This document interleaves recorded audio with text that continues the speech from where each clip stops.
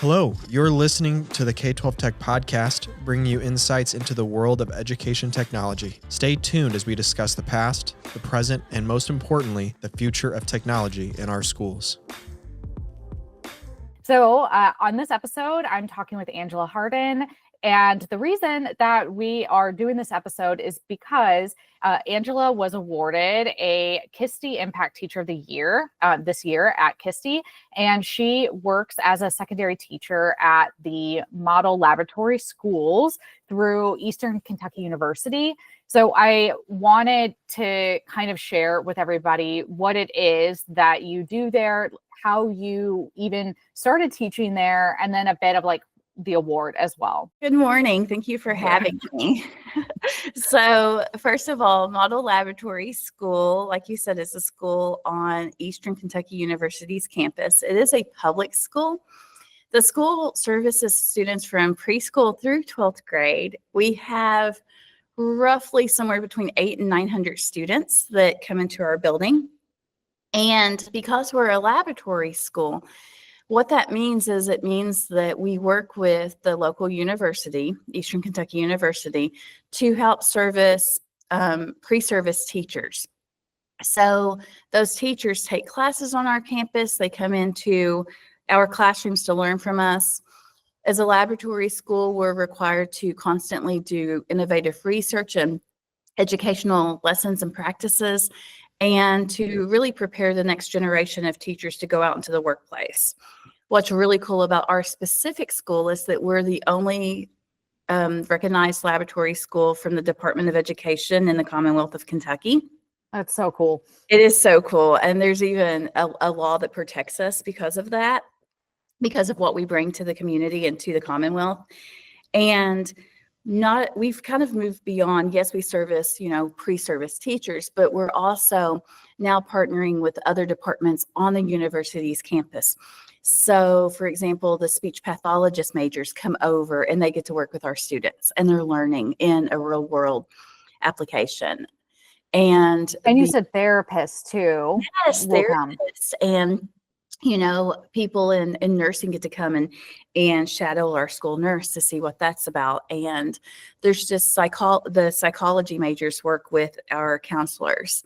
So we're kind of really embracing a huge group of leaders. And we get to do that while still, teaching best practices with our students. So it's just really cool. It's uniquely designed, especially for a public school. That's incredible. And you have been working in secondary education this is your third year? Yeah, so it's going to be my 18th year teaching, but I actually started out in elementary. So I taught 15 years in elementary, and I taught different school districts in Indiana and Kentucky because we moved a little bit for my husband's job. And I have taught every grade from 5th through down to 1st. Never taught kindergarten. Wow. You got to have a little piece of everything. Yes, a lot yes. of experience. And I loved it. But after 15 years, I needed a change. I needed something different. It was just physically getting harder as I aged. And it's getting really hard to sit in the floor, if I'm being completely honest. They don't really talk about the bending needed in teaching elementary. When you start hearing bones pop, it's time to move on. So I still wanted to stay in education though, because I love it. And so when I had the opportunity to move over to what's considered secondary, which is middle and high school grades, I took that opportunity. And for the past 3 years, I've been teaching mostly 7th grade English, 9th grade English, and for a couple of years, I actually taught 11th grade AP language and composition. So the classes that you teach have a spin on them a bit because of where you're at and the research, and which is what contributed to the award as well. So I would love to understand what it is that you teach, because I find the subject just really fascinating in general. So with the 11th grade class that I taught, it's standard College Board AP class. And the 7th grade was kind of a standard, what you would think of with English 7th grade class. What the class that you're mentioning is really cool. is the 9th grade class that I teach. So Okay. at our school, 9th grade English is actually a media and information literacy class. So it's a class completely around rhetoric. And the students actually learn that word. I start the second week of school. They learn how to use ethos, pathos, logos to analyze anything that they read, that they see, that they hear, that they encounter. And it's all about critical thinking. So it's a And research. I didn't learn that until I was in college. I And you and I know. both have a media background. Yes. And so that was something that I didn't even understand yet. Yeah, well, and I kind of tell them that because not only does this class set them up for success with our school for the rest of their, 10th, 11th, 12th grade career, high school career, but they're already getting a leg up on college and career tech. Because if you think about it, we all, and I teach them this, I teach the students that we all kind of know our audience to a degree, whether we're going straight to the workforce or to college. Like, you wouldn't talk to me to get a grade change the same way you would talk to your dad to get a higher allowance. Yeah. So when I put it into real world application for them, they get excited because they're like, this Hardin, it's like legal manipulation. Yes. I'm like, if that's their buy-in, absolutely, not that I'm teaching students to manipulate, but if that's what gets them interested, then great. And I feel like it's really important, especially with, you see what media has done, especially to our children. And so the students do a lot of research and they learn to laterally read. They learn I tell them to follow the money trail because, who is sponsoring it? And it's not so much political. Like sometimes when my families hear this, when I'm introducing the course, they're like, oh gosh, politics. And actually we hardly ever mention politics. And when we do analyze political speeches, we lean into the historic. So like Reagan's tear down this wall speech, we talk about the exigence and the importance of that time in history, and we relate it to something current. So, it's not like, oh, I support this candidate or I don't. We kind of keep politics out of it. And it's more about just being smart with what you're believing. And so that's kind of what sparked this, where the bulk of the award came from, was because of what I'm doing with those students. And it's because of the curriculum you're building around it a bit as well. Yes. So the students do infographics, and a lot of their infographics will even tie in like concepts they've learned from health and PE class here at the school, concepts from biology.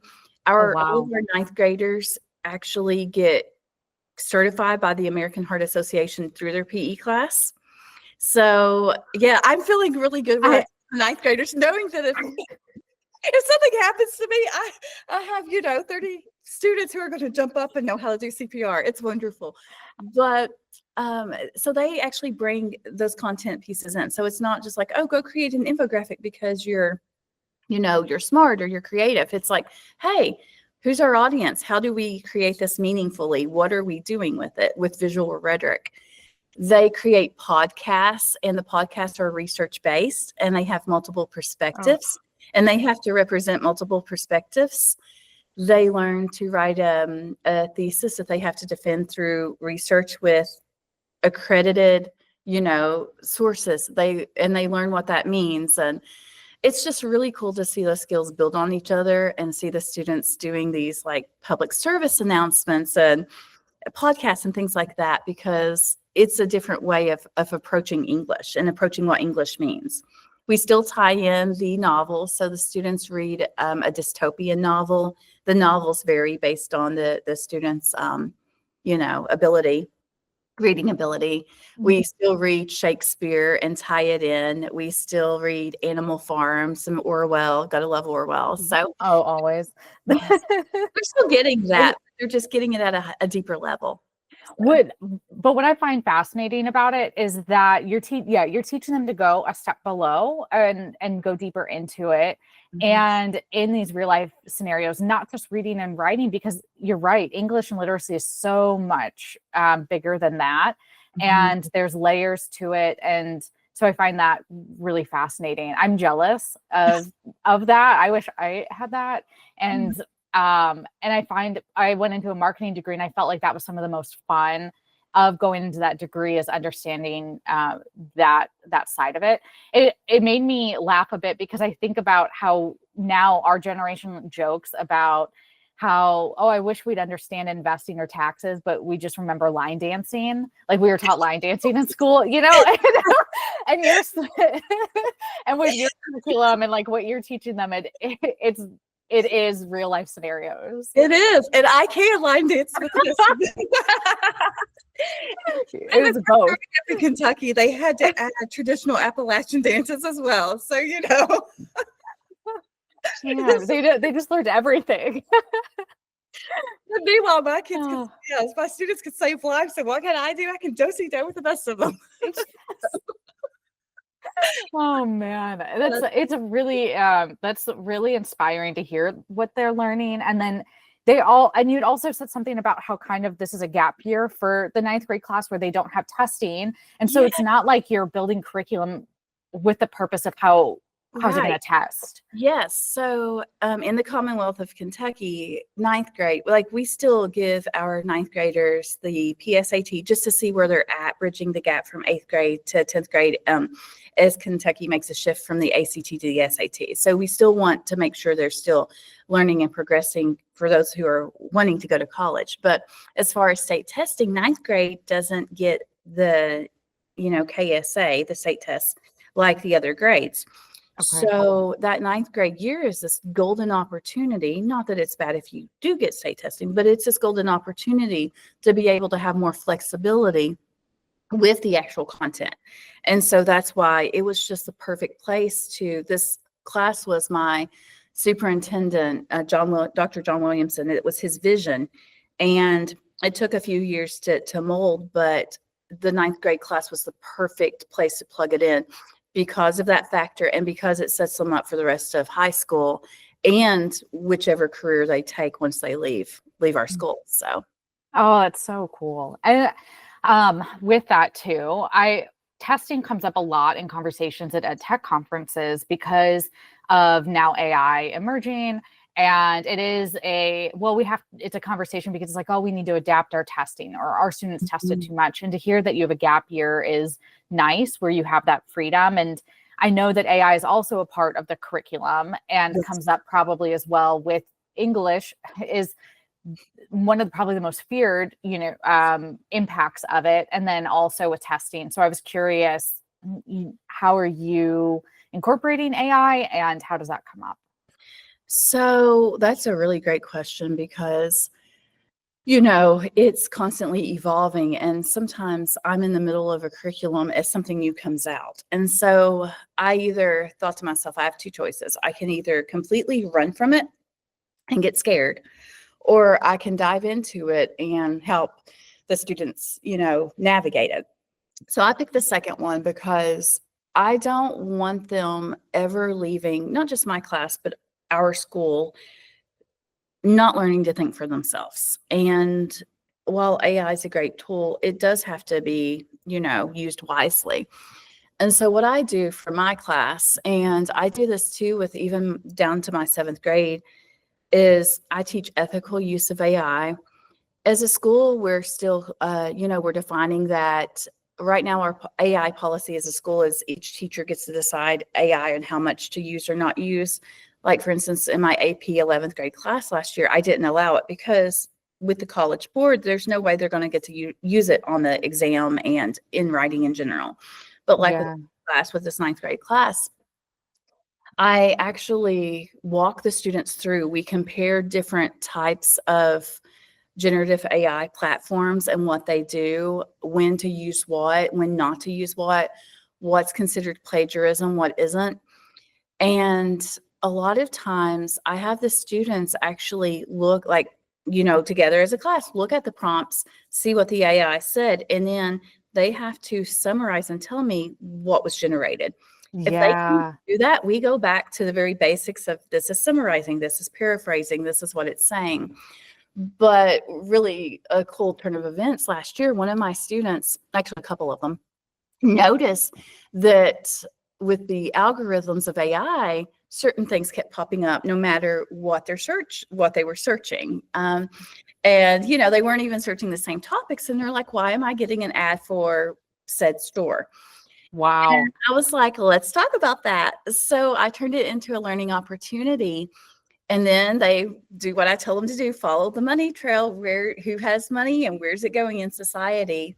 They know how to laterally read, which is something I've taught them. So they start using all these skills and find out that now a lot of companies are competing bids and paying a lot of money to certain AI platforms to generate, when people are searching oh, where do I buy the best Christmas tree? Their store will come up first. And the students are like, I don't think that's a coincidence, Miss Hardin. And so, it's not me leading. It's not me saying, well, this is the way it is. And, kind of conspiracy theory, but instead it's them thinking, oh, something's not adding up, or I've noticed these patterns. There's more to it. Yeah. So, and not even in now with sponsoring, but also in the information that's being pulled, there's biases and maybe examples being shown. And unfortunately, we see bias and race happening with AI and how it's communicated. And it's really fascinating that something that's supposed to be unbiased. It's extremely. It is. And, the students, and I also tell them that a lot of times with bias, we see bias, of course, as having a negative connotation. And in a lot of ways it does. But at the same time, if you think of bias as a subject that you, instead of thinking, oh my gosh, everything's biased, I tell them, I say, just be mindful that it's something you have to navigate and you have to figure out. So, and the biases aren't, going back, they're not always political. Sometimes it's more subtle. And so the students are really learning to think about that and to look for that. And I teach the students too, that anytime you go to do research or take a stance, they have to think through who their critics are. So I teach them not only think about who their actual audience is, because yes, I give the grades, but I don't want them writing just for me. But we say, who's the actual audience? Of course, it's our classmates. Who's the intended audience? So they learn to think through the intended audience and then think through their critics. And then for the gifted students, I have them go further and think through, okay, now that you've identified your critics, which, rhetorical appeals will your critics use against you, and how are you going to navigate that ahead of time? And so it's really all about how you present yourself, why you believe what you believe. Can you critically think, instead of just zooming on or going through TikTok, can you really think about what you're taking in and how your mind's digesting it and what it does for you? So it's a skill that we all need every day, because you work with humans and you work with different people, and everyone's going to have an opinion or criticism. And how do you stay grounded in that? And wow, what a valuable lesson to have at such an early age. Well, I'm hoping. No, I'm like, will you teach me? Can I join your class? That's how I feel. Well, the curriculum, those are the kind of the ground basics. It does change and evolve a little bit. But that's what's really cool about this course, is it's the type of course that can truly stay current, because as society changes, we're like, okay, this news story just broke. What do we think about this? Or this picture is blowing up on the internet. What are we not? And so the students really relate it to their own life and what they're consuming. And I think for the most part, they really enjoy this course. I was wondering if they get discouraged at all once they realize the bias. Does that happen? I haven't seen discouragement, but I've seen anger. I've seen some students get really frustrated and really angry.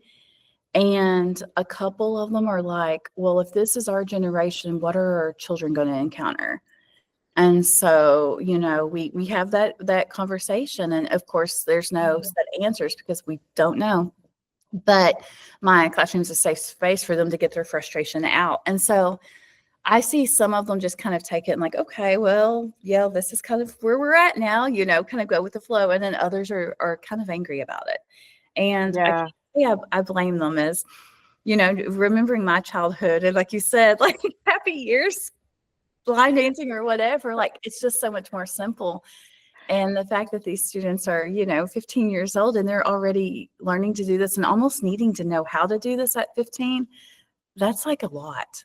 And once you have the glass shatter, you're like, oh no, I can't go back. Now I see the world this way. Yeah, well, one of them is like, Miss Hardin, this class made me hate TikTok for a while.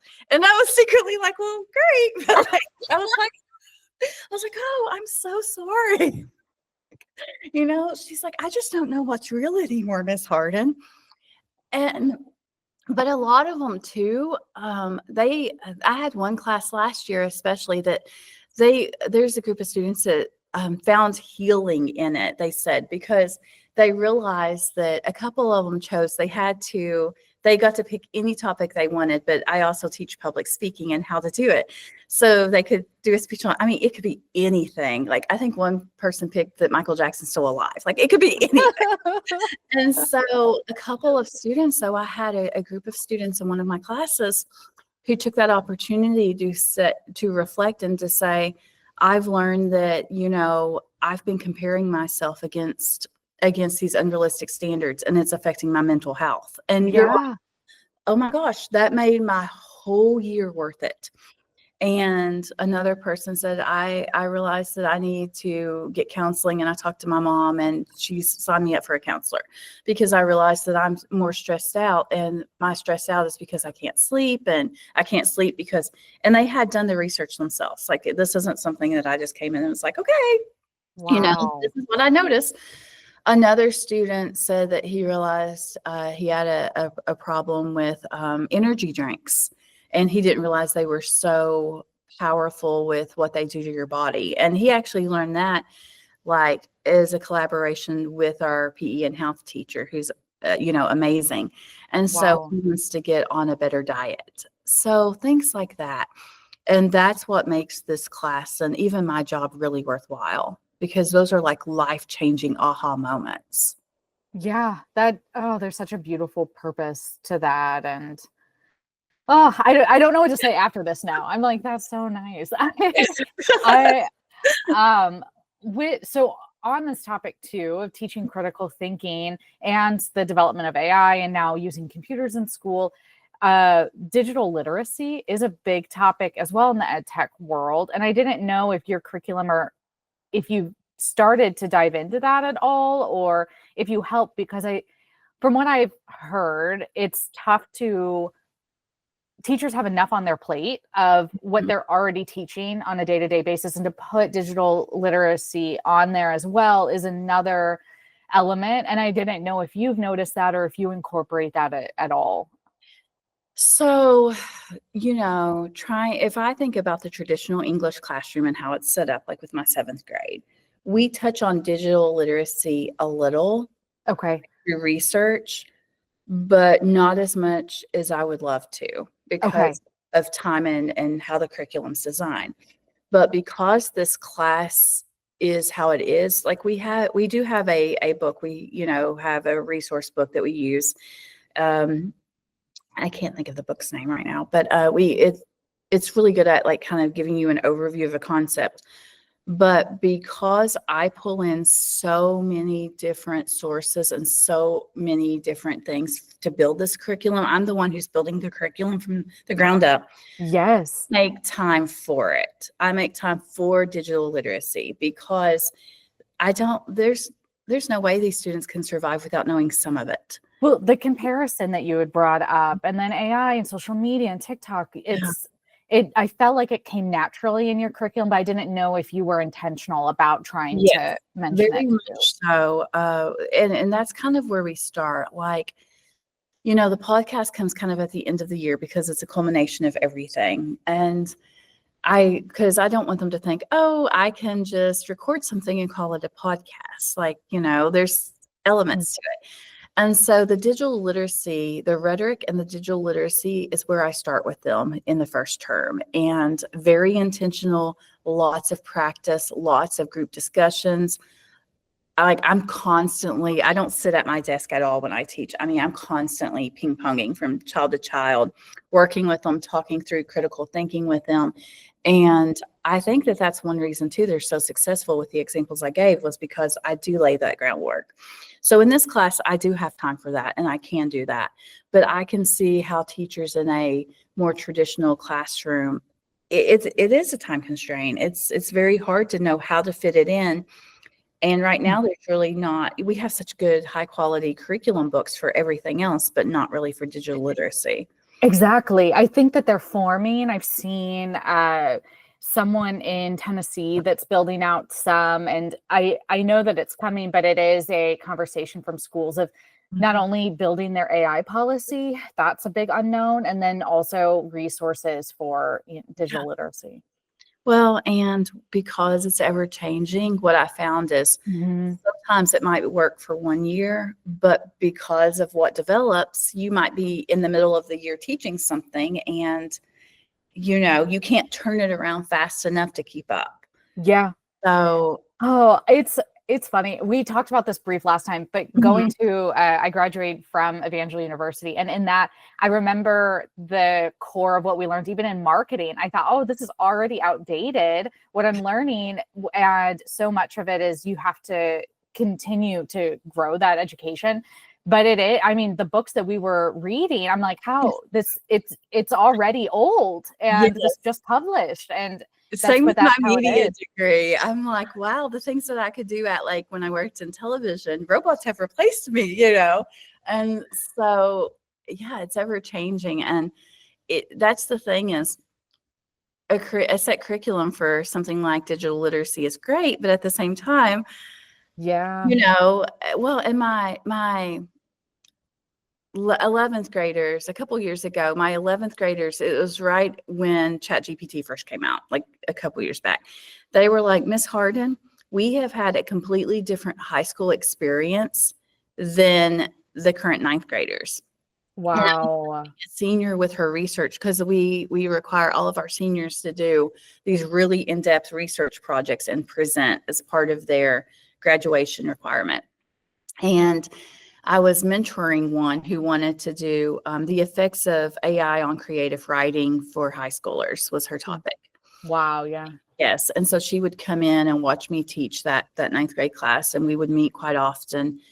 And she's the one who noticed, and she's like, these students have had a completely different, even middle school, encounter than I have. And we're still both high schoolers at the same school. One of us is in 9th grade, one of us is in 12th. And anymore, you can't even compare those because of the role that ChatGPT played and AI played.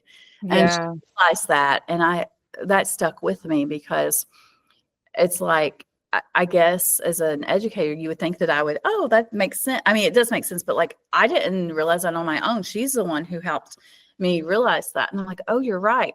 And then even thinking back of how I taught the 9th grade class the first year I did this versus what's coming up, I'm like, oh, these, what seem like subtle changes are happening because of what's being developed. So, yeah.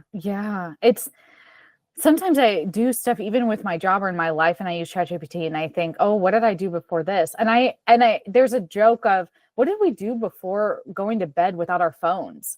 And I don't, you set that blaring alarm clock that wouldn't shut off unless you hit that button, right? Yes. Yeah. And it's sad that we can't see past that, but also it's great to see that you're acknowledging it and embracing it every step of the way. I really try. And it's not, I love the class. It's so much fun. It's just, I want to make sure I'm doing it justice.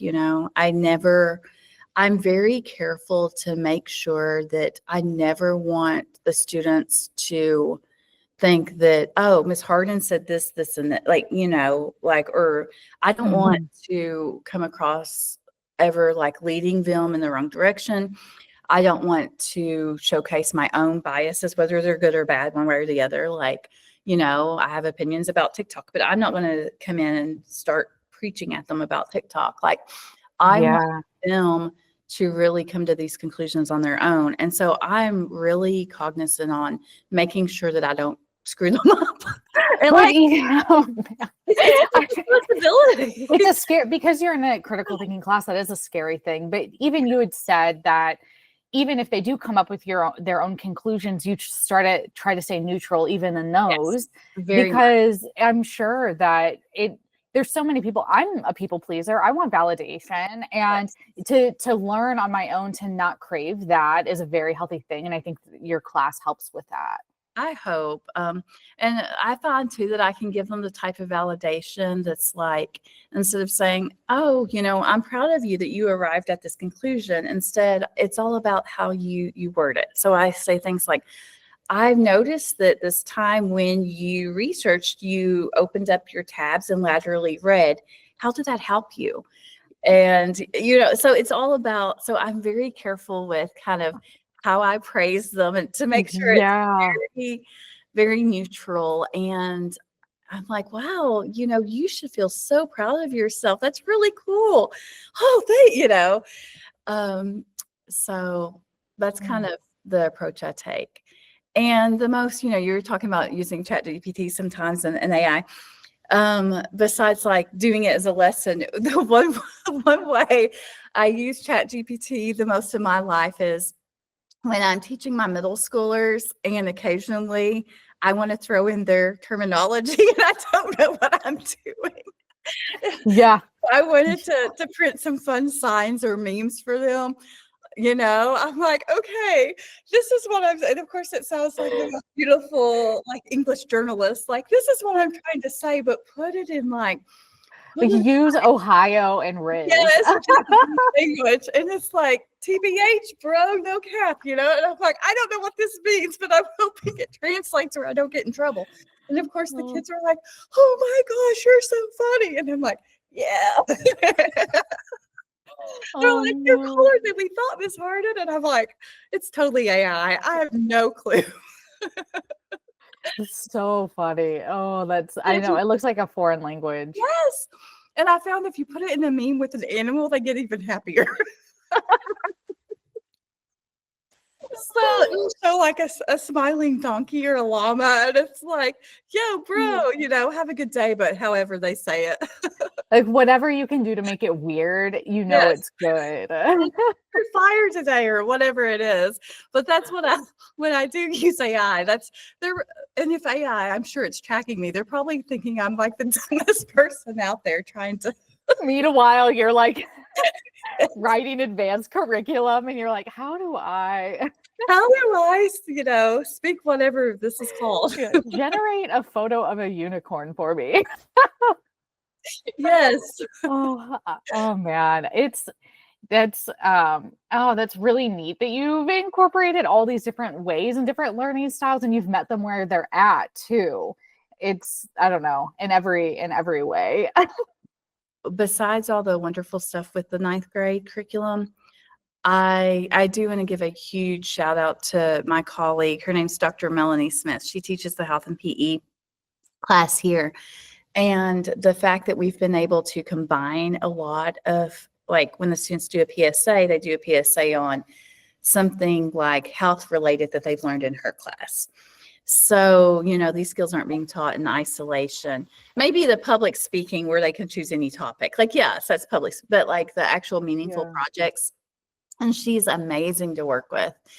We've both presented, we started presenting together to show other schools like how to do this. We've done a couple of sequences. A few national blogs have picked up both of us, different types of blogs. Hers are mostly like health related and things, and mine are like more of kind of the core for like math, science, social studies, English. And so it's really cool to be able to share that. And I look forward to keep doing that with her. This year, I'm hoping to add in more of the community aspect to get more people in the community, like maybe some nursing majors to come in and talk about the health components. And oh, wow. In real life. Even Yes. from a career standpoint, I think that's Yeah. fascinating. Well, and we go back to, I want them to realize that what they're doing isn't just to check a list off in 4 walls of our school. It's building on. I also plan to, Dr. Smith and I have plans to work with 2 local health departments to see if I would love to do a student showcase of learning, to where they showcase some of these projects and these infographics and things like that, like in, the big posters and actually on the walls of these local health departments, and have kind of a gallery walk, but where Yes. real audiences are seeing them. That's what's next in my planning as I continue to build this program and this curriculum. So I'm excited about that. I'm just always looking for ways to take it up a notch. So And I think, all the work that they've done, is there a way to have them published or to have them featured somewhere? Because to have their perspective on real life scenarios, I think, is really important as well. absolutely. And that's what's cool too, going back to being a lab school, because in order to come here, laboratory, like, I hate to say lab rat, but they're basically, even I have my kid, goes here, but as parents, we sign a waiver saying, hey, yes, you can do these innovative practices. That's what we want. We want research-based. We want innovative teaching. We Yeah. want more than just kind of a checklist of getting through whatever curriculum we've been given. And so every student that comes into my classroom, their parents and their guardians have signed this consent to be able to do these things. So why not take advantage of that in a positive way and celebrate these students and showcase that? So I'm trying to think of ways to add in more of the community aspect next. Yeah. Oh, I'm looking forward to seeing that too. Yeah. And I get to feel like I'm a little part of your journey and learning about it, which I love.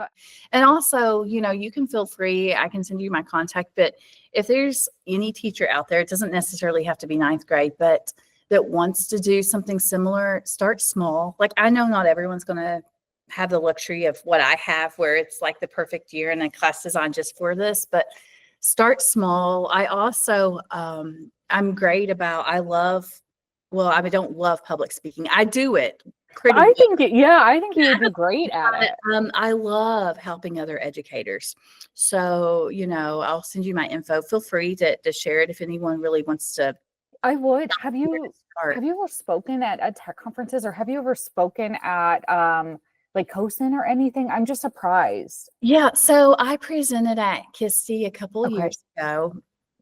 Not at KySTE recently. Yeah, I was there for the award and to attend some of the things and to accept the award. I do present a lot. The types of presentations I do, I feel like they're really vast right now. Not all of them are technology. I do a lot on writing, a lot on writing enriched curriculums, things like that. I would love to do technology too. Not that I'm like a guru, but I mean, the kids can, edit faster than I can and things, but I know how to prepare the students for that. And I love helping other teachers. I've presented internationally. My school sent me to, sorry, the bell. My school sent me to Toronto, Canada for an international conference a couple of years ago. Okay, yeah. And at that conference, it was more about how to have student agency in the classroom, with students creating their own set of classroom norms. So like, I do present. The topics though are kind of, yeah, but they're very unique, which sometimes we can get repetitive, and I like that your perspective is very different. And yeah, well, thank it's you. really, yeah. I feel sometimes like I'm going in 3 different directions, and No. people are like, you can't really be passionate about all of this. And I am. I love what I do, and I love helping other people. It's in my nature. And I don't know, for those teachers who want to do something like this, or maybe want to incorporate digital literacy, start small. Like, start really small, even if it's kind of what I do with my 7th graders, where it might be one lesson, every so often, or one practice. I know a lot of them, though, are kind of confined to what they've been given. So, yeah, unfortunately. But this is a stepping stone. You're breaking the norm and being an example, which is the hardest thing in any career and anywhere in life. And I think that what's what's very inspirational about this is how authentic you are in yourself. And that's a lot. Yeah. That's hard to do. And yeah. Well, it's a lot of trusting the process and knowing it didn't, mess up. So when my superintendent had asked me to take over this class, I had told him no. I was like, no. Like, what? I'm like, no. No, thank you. Bye. You have a media background. I'm like, that doesn't mean anything. Like, no, are you crazy? I didn't say, are you crazy? Of course, because I really value him, but no. And the joke now is, you just wanted me to beg. And I'm like, no, I really didn't think I could do it. And sometimes I still have imposter syndrome. Like, I'll be speaking and I'll be looking out and I'm like, oh my gosh, people are they know so much more than me, or they know all these programs that I don't know. But I think where I really add value is that I know how to build a curriculum. And I know what has worked for me and what hasn't. And I'm very open about sharing that. So, and you have students that are probably very open to share that. They're extremely open to all kinds of things. Yes, they're very unfiltered. Yeah. So I might as well lean into that, right? A lot of students have that touch of, that age, that touch of rebellion, of wanting independence, and instead of fighting it, I just lean into it. And I'm like, okay, what can we do with it? Let me see what you can create. So, this is so great. It's very inspiring just to have this conversation. So thank you. I appreciate you. Well, thank you so much. And thank you for talking with me. I've enjoyed it.